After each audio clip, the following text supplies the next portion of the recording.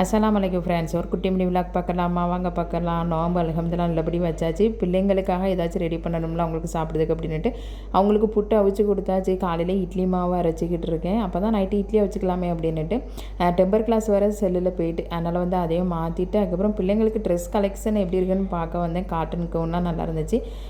கம்மியான ரேட்டு தான். சரி நான் அதையும் பார்த்துட்டு அதுக்கப்புறம் என்ன சாரீ எதுவும் புது கலெக்ஷன் வந்திருக்கா அப்படின்னு பார்த்துக்கிட்டு இருந்தேன்.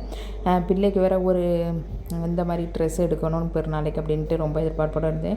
அந்த மாதிரி ட்ரெஸ் கலெக்ஷன் வேறு எதுவும் கலராக இருக்கா அப்படின்னு பார்த்துட்டு அப்படி வந்து இந்த சாரீ ரொம்ப நல்லா இருந்துச்சு. அதனால் அதையும் பார்த்துக்கிட்டு இருந்தேன். அதுக்கப்புறம் வரத வழியில் வந்து கொஞ்சம் சப்ஸா சீடு அதுக்கப்புறம் அந்த கடப்பாசி எல்லாமே வாங்கிட்டு அது வந்து ஒரு பாத்திரத்தில் ஸ்டோரேஜ் பண்ணி வச்சாச்சு. அதுக்கப்புறம் பிள்ளை வந்து நோம்பு கஞ்சி வாங்கிட்டு வந்தாங்க ஒரு தூக்குவாளியில். அதனால் அதையும் எடுத்து வச்சாச்சு. பிறகுனா வீட்டில் வர காலிஃப்ளவர் இருக்குது. அதனால் வந்து நோம்பு திறக்கிறதுக்காக வந்து காலிஃப்ளவர் 65 ரெடி பண்ணிடலாமே அப்படின்னுட்டு அதை தான் ரெடி பண்ணிக்கிட்டு இருக்கேன். காலிஃப்ளவரை நல்லா கட் பண்ணி எடுத்துகிட்டு கொதிக்க தண்ணியில் கொஞ்சம் மஞ்சள் தூள் அதோட உப்பையும் சேர்த்துருந்தேன், கல் உப்பு. அதனால் அதையும் கொஞ்சம் நேரம் போட்டுட்டு அப்படியே வந்து அசரு தொழுக போயாச்சு. அப்புறம் அசரு தொழுக தொழுதுட்டு வந்து மேரினேஷன் பண்ணி வச்சிடலாமே அப்படின்னுட்டு சிக்கன் 65 மசாலா அப்புறம் ஆச்சி மசாலா எல்லாம் சேர்த்து இஞ்சி வெள்ளை போட்டாச்சு. அப்புறம் கொஞ்சோண்டு உப்பு சேர்த்துக்கோங்க. நான் கொஞ்சோண்டு உப்பு சேர்த்தேன்.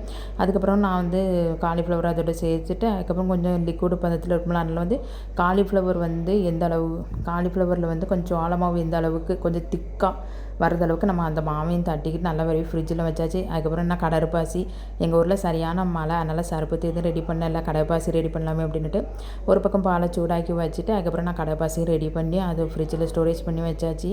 அதுக்கப்புறம் ஒரு பக்கம் டீ போட்டுடலாமே அப்படின்ட்டு ஒரு பக்கம் டீக்கும் பாலை வச்சு விட்டாச்சு. அதுக்கப்புறம் கடற்பாசி எடுத்து ஃப்ரிட்ஜில் வச்சாச்சு. அதுக்கப்புறம் நோம்பு திறக்க டைமும் 6 மணி ஆகிட்டு. அதனால் வந்து அவசரமாக நான் வந்து காலிஃப்ளவர் வறுத்துடலாமே அப்படின்ட்டு ஒரு பக்கம் டீ தான் ரெடி பண்ணிக்கிட்டு இருக்கேன். அதுக்கப்புறம் என்ன இங்கோடி காலிஃப்ளவர் ரெடி ஆகிக்கிட்டு இருக்குது. காலிஃப்ளவர் சூப்பராக மசாலாவே உதிராமல் நல்லா வந்துடுச்சு. நீங்களும் ஒன் டைம் ட்ரை பண்ணி பாருங்கள், நல்லா இருந்துச்சு. நான் உப்பு கூடிருமோ அப்படின்ட்டு பார்த்தேன்.